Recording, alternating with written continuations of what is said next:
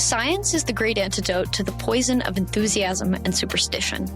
Hi, I'm Juliette Sellgren, and this is my podcast, The Great Antidote. Named for Adam Smith, brought to you by Liberty Fund.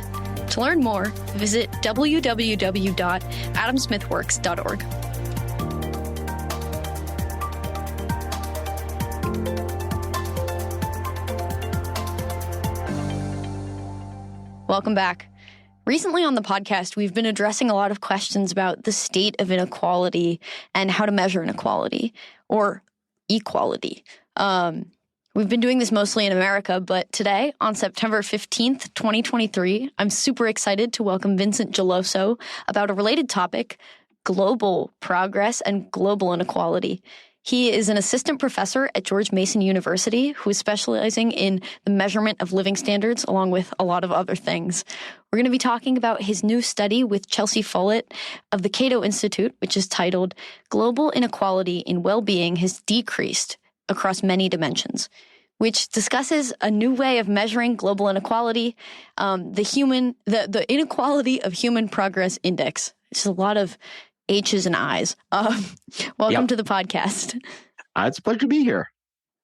So before we get started, first I want to say I'm really excited. This is my first interview of the new semester of school, for those of you who are keeping up with my education, which might not be many of you, but that's exciting for me. I haven't been in this recording studio that I'm in currently in a long time, so I'm glad to be back. But I have a question for you, which is, what is the most important thing that people my age or in my generation should know that we don't?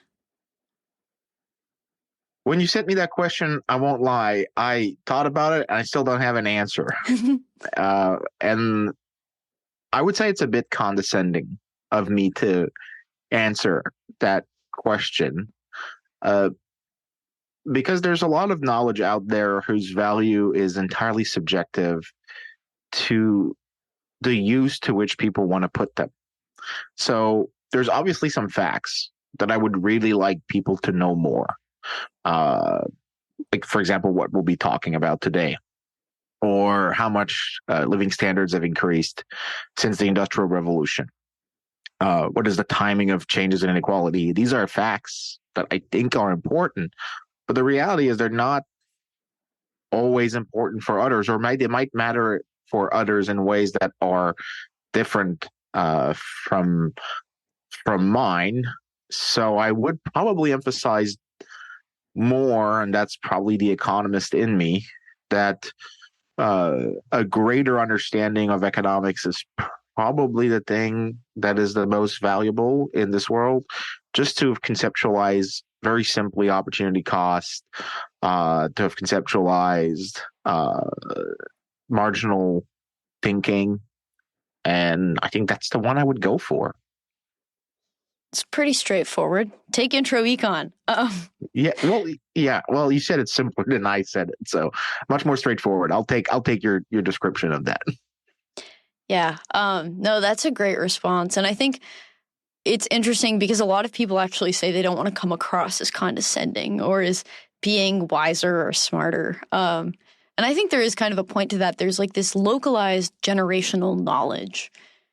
But I think at the same time, even learning that opportunity cost and understanding that is important is something that there's like a part of information that needs to be passed on from one to the next. Even part of the subjective knowledge, I think, is helpful in the next generation's crafting of knowledge. Now I'm just kind of talking out in the air, so. No, I understood your point. It's my half-baked thoughts. No, I think it speaks to the core idea of, and essentially the quest for knowledge. Since we have limited time in anything we want to do and limited resources, we have to privilege a type of knowledge that can provide value to us, to our families, to our friends, and we can't know everything. So let's select the things that truly matter, and that position makes a lot of sense. It's just harder to tell what matters to you or to me. I know what matters to me. It's harder to tell what matters to you from my vantage point. I think that's a better way to formulate it. Yeah, and no, that's a great point. Because there's kind of this asymmetric information where we each know ourselves better, right? Which I guess maybe kind of informs kind of where we both come from politically in a lot of ways, I think. But there's also, for me, I'm sitting here, the opportunity cost of not taking advice from people who have been around longer than me is pretty high, because then I'll just be reinventing the wheel. So there are like two sides to the coin, which is kind of fun. Yes, but I will hazard a proposition here where a lot of information sometimes is worth rediscovering. So it's been even more obvious to me when I became a father that there were a lot of things that I was told and that I knew were true, but I did not fully appreciate until doing it myself. There's some things like this that we don't fully appreciate their true meaning until for some reason we play with it ourselves. So yes, it is useful to draw on other people's wisdom from the past, but there's something about rediscovering what is known that actually makes it work quite well. So when I say I'm very reluctant to tell people what to do, you can see it here. Even stuff that is obviously smart can actually be worth rediscovering by yourself to appreciate how important it is. So, yeah. Yeah, or even now. So I'm teaching, I mentioned this to you earlier, I'm teaching intro, micro, and macro this semester while I'm TAing. So I'm helping out. And my mom was like, you should read the textbook again as you teach. And I thought that was silly. But honestly, even though I've already learned it, I'm relearning it. So even when it's yourself, relearning and rediscovering something in a way, when you come back to it, or when you take something you thought you knew and you're like going deeper into it, I don't know. Yeah, no, there are a lot of elements in this seemingly simple statement, you know? But yeah, okay, let's get into it. So for decades, critics of globalization have lamented the inequality that trade and a growing economic interdependence among nations would create between the rich and the poor. So you kind of mentioned this with what's happened since the Industrial Revolution and misconceptions about that. Can you tell us a little more about the rhetoric around income inequality and global inequality right now, whether it's here in the U.S. or abroad?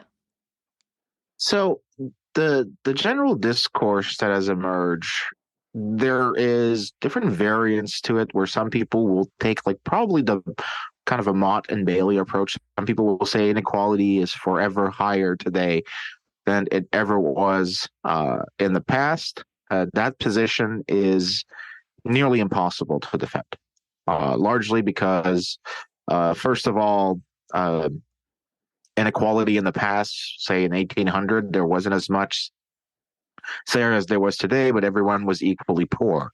So finding that everyone had rising living standards on Earth since, say, the 1800s is itself a fascinating statement.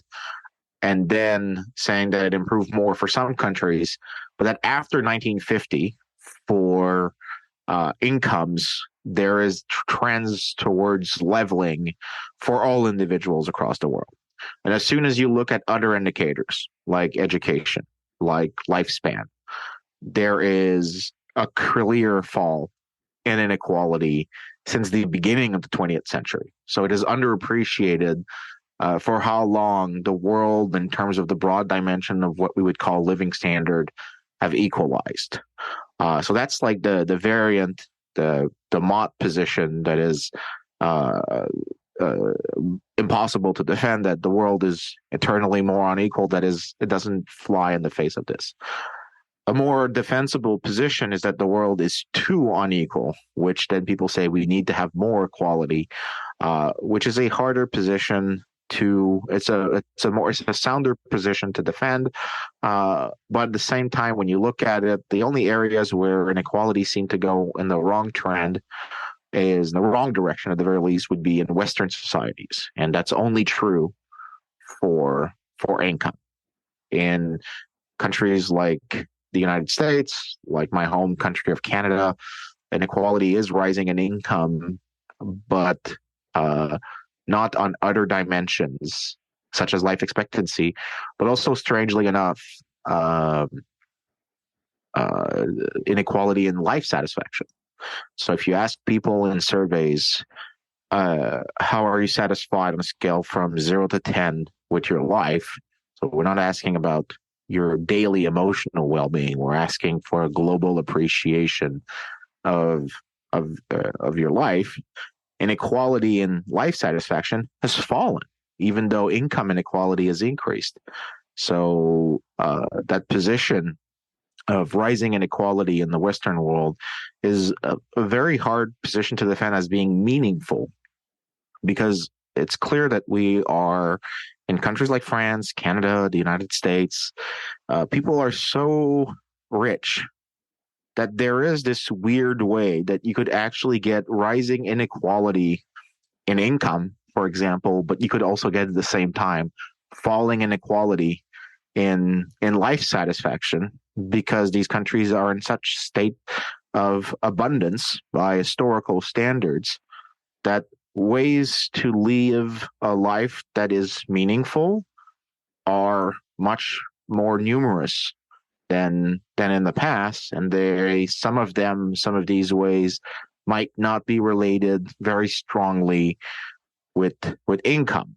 The example I, for example, give in classes is we could put a Benedictine monk next to a hedge fund banker, and we could state that the hedge fund banker earns 10 times more than the monk, and that his income increases twice as fast as the monk's. And so in that situation, there is an unequal society, but an increasingly more unequal one.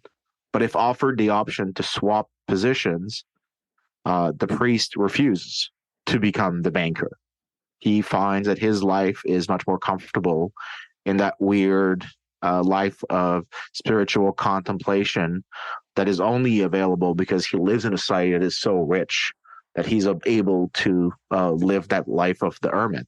And in fact, you could even have a case where it is so rich that the banker decides to become a monk himself.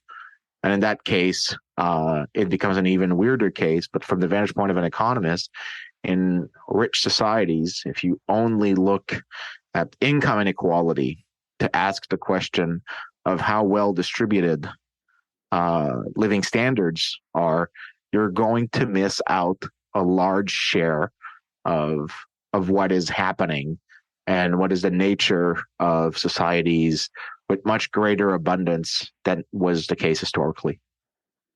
And even monks today, I would think, are better off than monks were 100 years ago. Yes, that would actually be a good way to do the comparison, is you would be saying, are they, how many people can pursue these less materialistic quests? Less materialistic quests require great personal sacrifice. It requires sometimes some level of discomfort. But the reality is, subsistence today versus subsistence 100 years ago is very qualitatively different. Food as a cost of time of work you need to put to buy basically your basic amount of calories to survive is a fraction of what it used to be in the past. So if you wanted to say a person who derives well-being only from a basket of goods that is assuring subsistence, and once he has that basket, he refuses to do any more work, well, the cost of that basket has fallen over time in terms of unit of work you have to put in to acquire that basket. So that means more people can engage in spiritual contemplation, can engage in types of works that have non-monetary rewards. So more leisure time, more time in family, less physically gruesome work, even though physically gruesome work comes with very large wage premiums. The fact is, we live in societies now where we're okay with discounting some material well-being because we have so much of it. Its marginal utility is relatively lower than it was in the past. So that's why you can explain this fall in life satisfaction inequality, even though income inequality looks like it's increasing.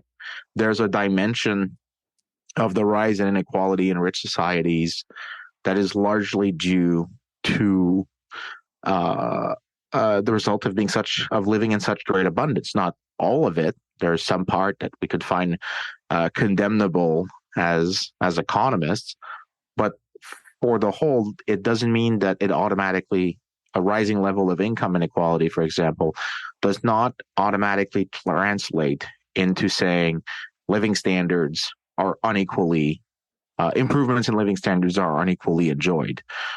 You can't make that claim even in rich societies. So when I said there's a Mott and Bailey position, the Bailey ain't even that strong. So the stronger of the two position is still very, very, very weak. So you've kind of touched on this a little bit, but this seems to be kind of the context where the new Inequality of Human Progress Index came from. It goes beyond just measuring income inequality.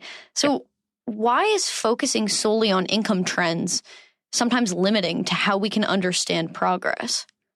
So I think I've touched a bit on that by saying that in really rich societies, income is not necessarily reflective of income inequality. I have to be very precise because everyone likes more income.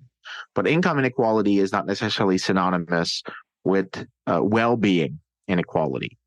So that's why, especially in rich cases, in rich countries, you would want to extend your measurement of living standards so it has more dimensions. But all of these dimensions must speak to one common set of philosophy.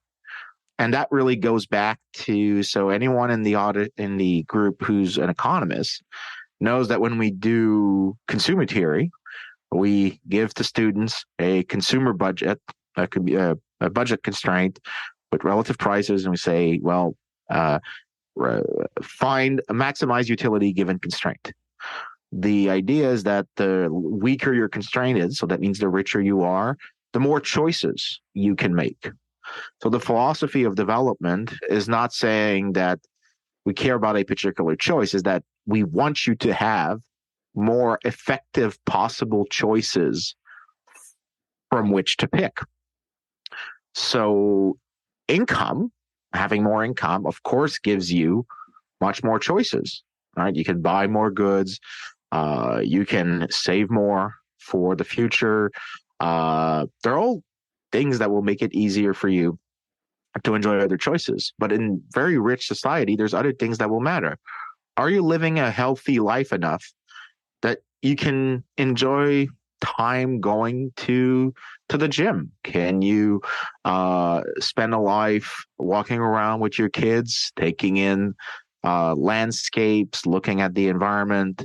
Do your kids get to survive long enough so that you can enjoy more time in family, that you have less heartache in that regard? Do you have the access to great quality information so that it's easy for you to learn things that were from before locked away from you?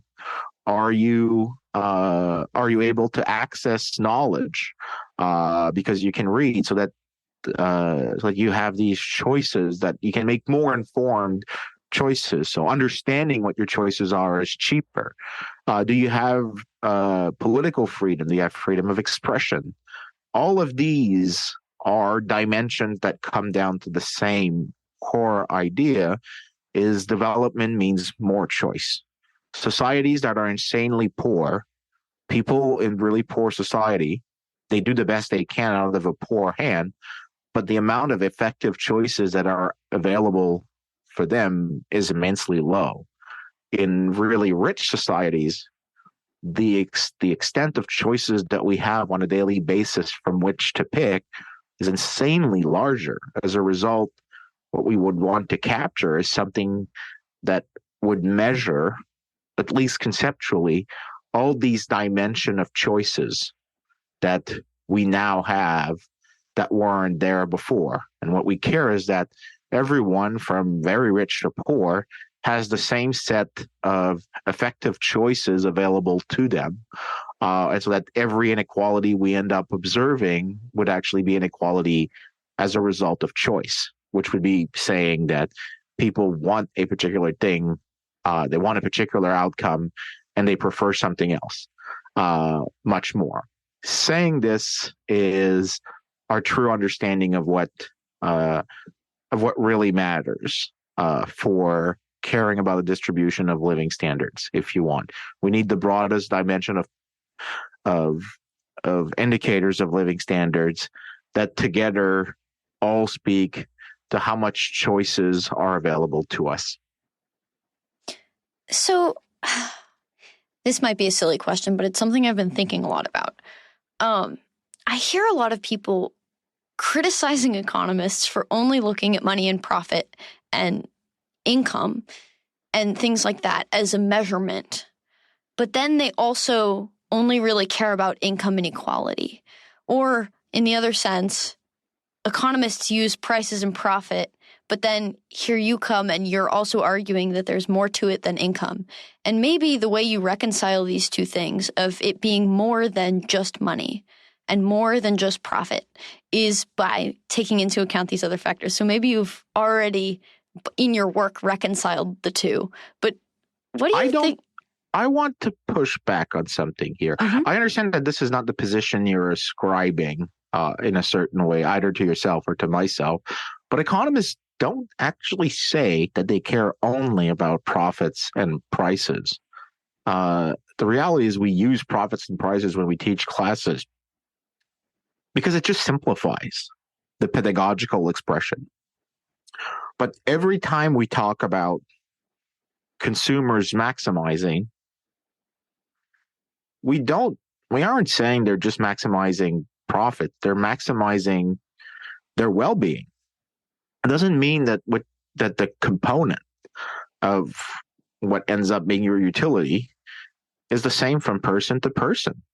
There are, for example, people you are known as target earners, or even simpler. There's such a thing as the backward bending labor supply curve. There is a point where higher wages just cause people to work less. Because at a certain point, the wage rates per hour worked are so high that the extra goods you can consume from an extra hour of work are not worth the leisure time that you would be forsaking. So actually, if wages go up, people take more leisure. For us as economists, we can put a dollar sign on it to simplify the conversation. The reality is, well, really rich society get to have the choice of really effectively saying, I actually do have the choice between leisure and work. I can take a job that is much less demanding. I can retire at a certain age. I don't have to work my entire life. I can go to school for some period of time and not enter the job market when I'm 12 years old. This is all indicators of what we really care about as economists. Is we want people to have choices.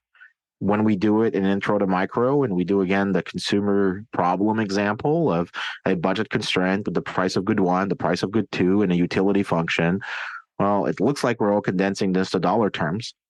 But I could just remove the dollar terms and just say the cost of doing something and the cost of doing something else. And if you live in a richer society, well, the cost of doing certain things has fallen because you're so much wealthier. You have more choices available at your disposal. And well, that's the essence of development. And I'm not the most original person in the world when I say this. There are much smarter people who've made this claim before me. It's a point that some libertarian economists will have made, like myself, but also non-libertarian economists like Amartya Sen, Martha Nussbaum, P.T. Bauer, people who have made very strong claims that the essence of development is to have more choices. And those who focus entirely on income inequality do not understand the dynamics of living standard as well as they pretend to understand them. Yeah, this is a good pushback and a good point. I think it's it's maybe more the expression of economists. I think something that you've done in your work is put to the forefront this idea that when we talk about economics, we're not just talking about actual prices, right? There's a difference in economic price or cost to accounting prices and costs. But it gets a little, I don't know, frustrating both on the side of, well, I'm an econ major, to hear people complain about how economists only care about money, and then also to hear professors not say so explicitly that it's not all about money, even if they intend it to be. But no, I think this is a good point and clarification. And I think it's amazing that you have been able to show with graphs and surveys and information this very thing that is captured in all the econ theories, really. So let's get into that a little more. What do you find in each dimension that you look at when you're measuring living standards? So what we did, so this is for the Cato, we're doing this across countries, okay? I wish we could do it within countries as well. The problem is that there's within country data is many countries do not offer high quality data about the distribution within. Some countries do, but not many. So what we're presenting is across the world. So they're going to be inter-country differences, international, essentially. And we create an index that we call the Human Progress Index. It's composed of 8 things.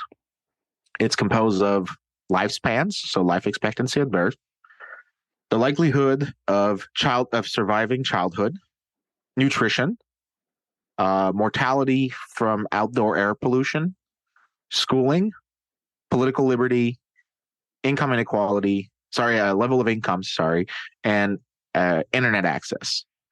All of them are related to what I was saying about choice. If you are having a healthy condition, so that would be captured by childhood survival, lifespan inequality, and nutrition, it means that in practice, you're not physically crippled, so that when a choice is available to you, you can actually physically exercise this. Schooling and internet access is access to knowledge about opportunities that are available.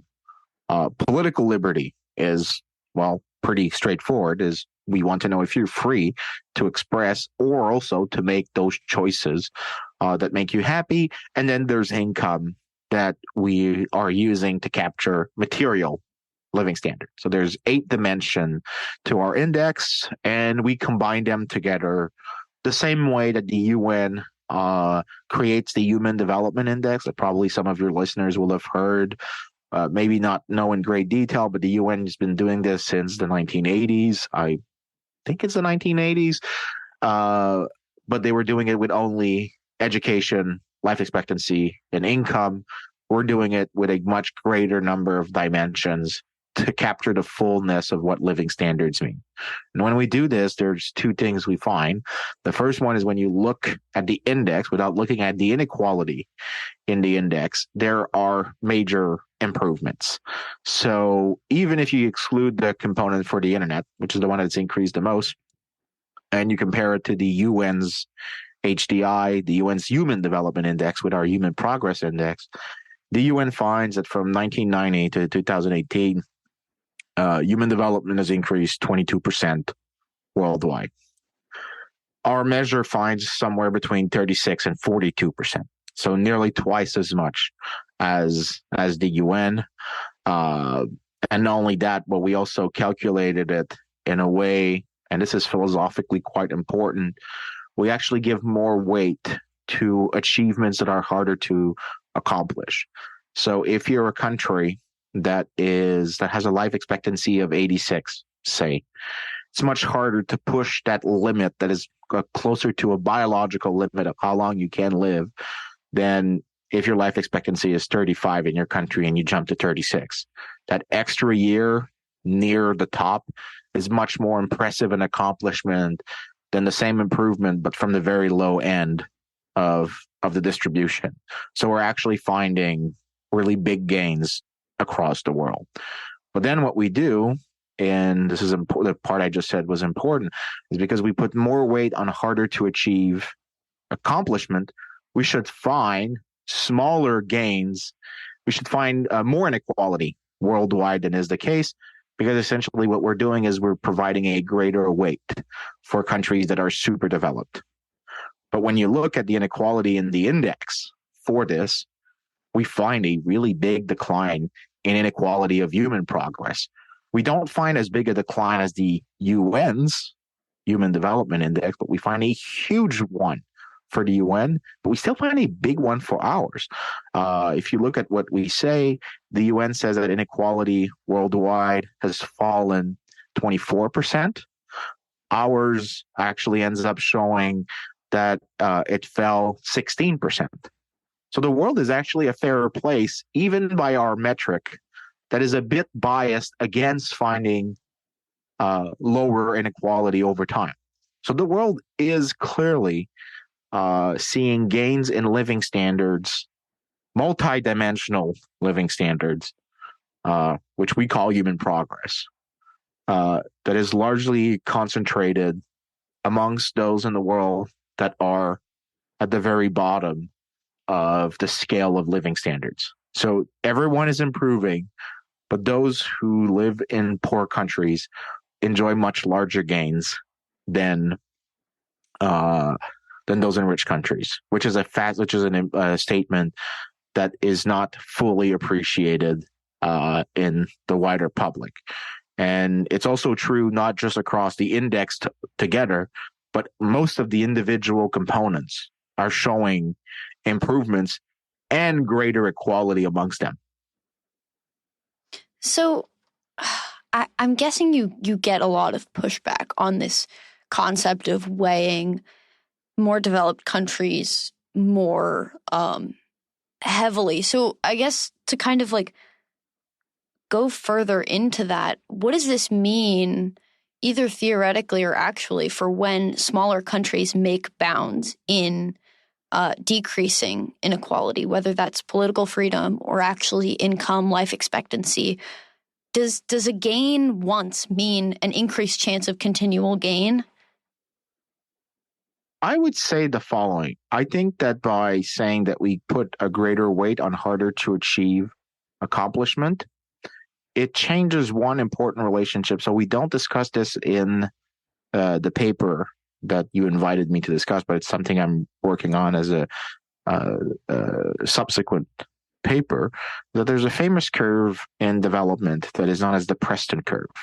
And what it says is that as you increase in income, life expectancy increases, but eventually the effect of income peters out. All right. What we say is that's actually wrong, because you're saying that getting from 35 to 36 years of life expectancy is conceptually the same as getting from 85 to 86. 85 to 86 means much more research and development. It means much more research in pharmaceuticals. It means much more expenditures of things that have long times to mature, whereas going from 35 to 36 is a much cheaper thing to do. So the marginal cost of going from 35 to 36 is much cheaper than the marginal cost of going from 85 to 86. So achieving 85 to 86 is a much more powerful statement, because you're pushing against something that's much harder to push. So once you adjust for that, the so-called Preston curve that I just mentioned, rather than looking like a curve that goes up really fast initially and eventually starts petering out in terms of its increase, it continually increases. So it says that the richer we are in richer, more abundant societies, we're able to push that boundary of the quality of life in terms of health. And this can be seen indirectly, not just in life expectancy per se, but you can see it in a measure that's known as healthy life expectancy. So are you disabled? Are you crippled? How many years of active are you going to be there? Because saying you live 8 of your 84 years in total physical decrepitude, well, it's not a really high quality of life.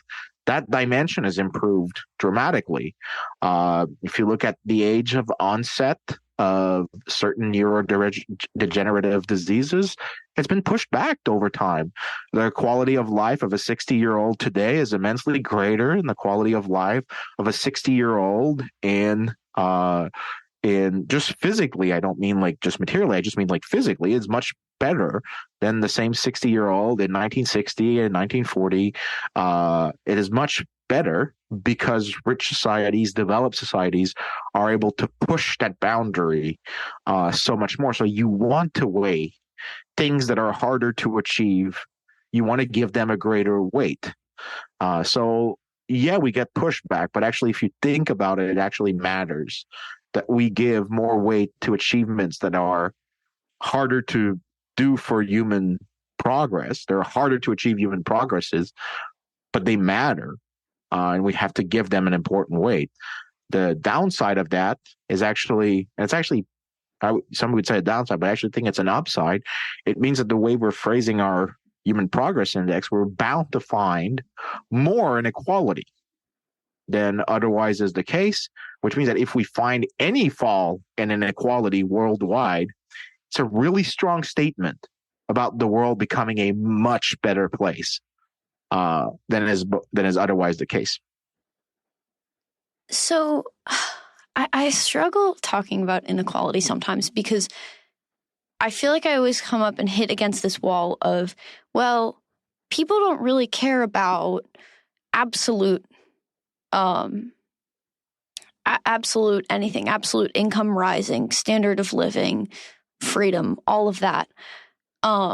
They really, I mean, as we kind of talked about before, care a lot about what it looks like or the narrative, maybe the perception of relative inequality, even if that's actually not the case, especially historically.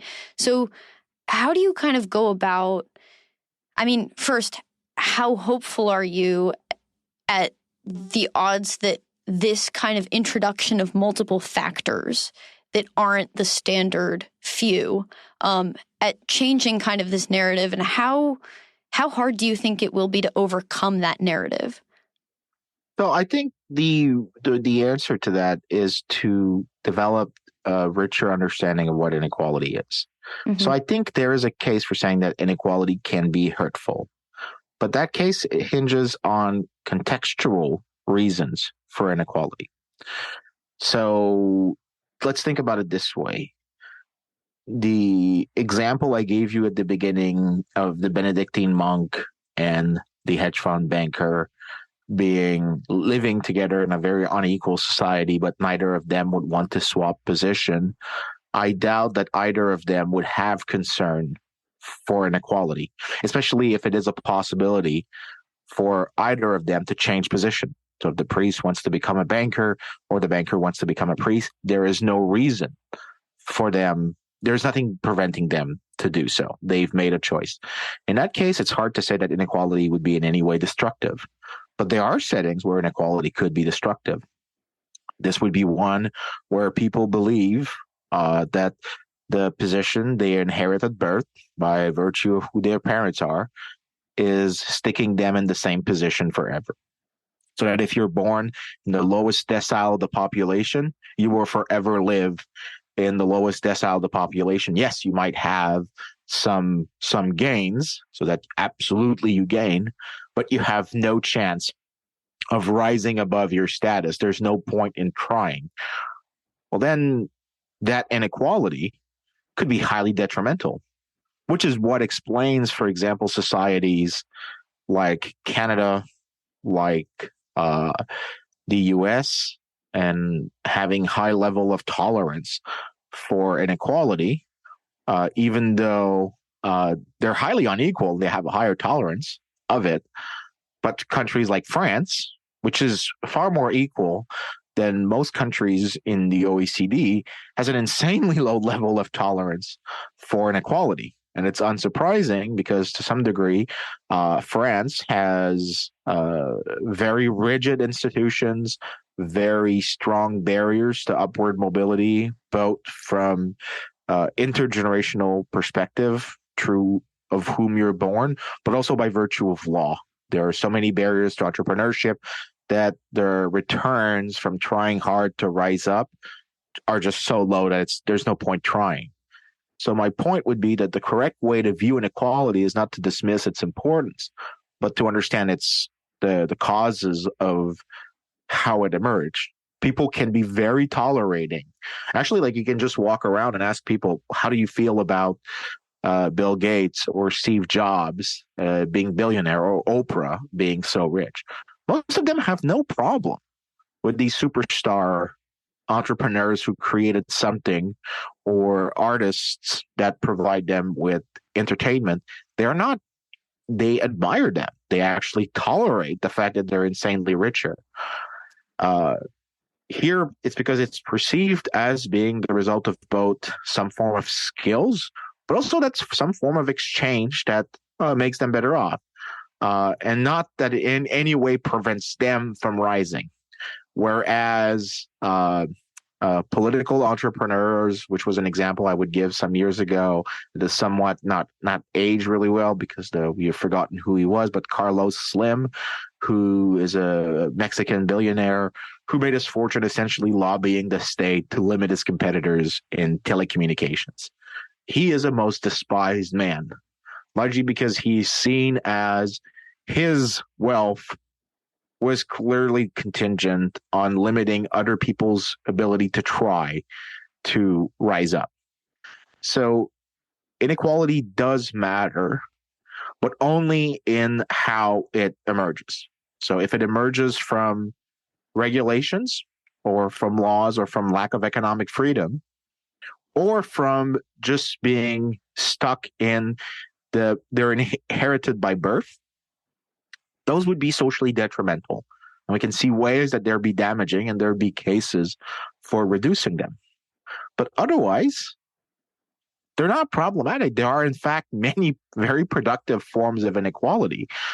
Sometimes there are some that actually don't even matter at all. One that I give my students is tomorrow morning, if we leave every Asian to come to the United States, their income will increase by 1,000%. They'll be 10 times richer than they were before. Global inequality will have fallen, but on average, Haitians in the United States don't earn as much as Americans. So they're going to swell the lower end of the income distribution in the United States. So it's going to look like the immigration is causing the U.S. to be more unequal. But even though no American workers will have seen wages go down for them, everyone will have gained. It will look like the United States is a more unequal place, even though globally inequality has fallen. So there are reasons actually that sometimes there are good inequality. Immigration in Western countries, so countries that accept immigrants actually see rise in inequality, but it's a mathematical mechanics. There is no economic reason behind it, except for the fact that there's two different distribution of earning. But when you look at it from a global perspective, it's a massive leveling in terms of inequality to let people come to places where institutions reward skills, reward productivity. They're using every labor input so much better so that inputs can be paid much more, which means higher wages.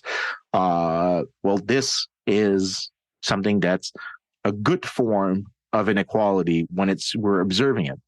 There are settings where you would find inequality rise from the Benedictine monk example that we gave earlier, which is a result of choice. We can't condemn that. It can come from mundane sources that there is no way to actually make a moral judgment about. The ones that we can say are problematic are the first two that I mentioned, which is things that lock people either by law or by birth into a social class. And there's no point in trying to go up.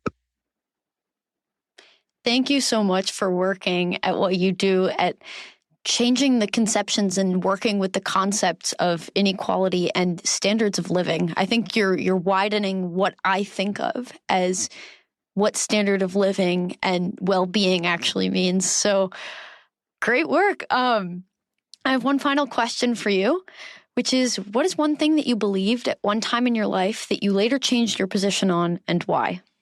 That I knew better. That's it? That's it. This is really one that I was a far more arrogant man in the past than I am today.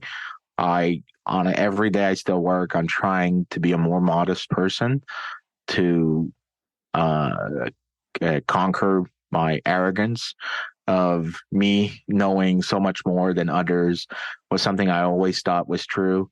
And the more I aged, the more I realized that was the dumbest assumption I have ever made, and that I learned much more by just conversing with people, by having the position that having strong but weakly held priors is a good thing, that it's okay to change your position on something once you discover new information, to talk to people who do not share your priors requires to be increasingly modest.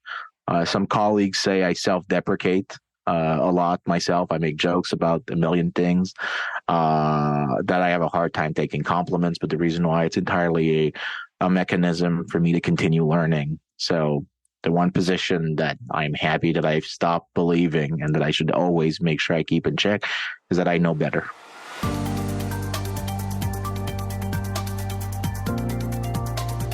Once again, I'd like to thank my guests for their time and insight.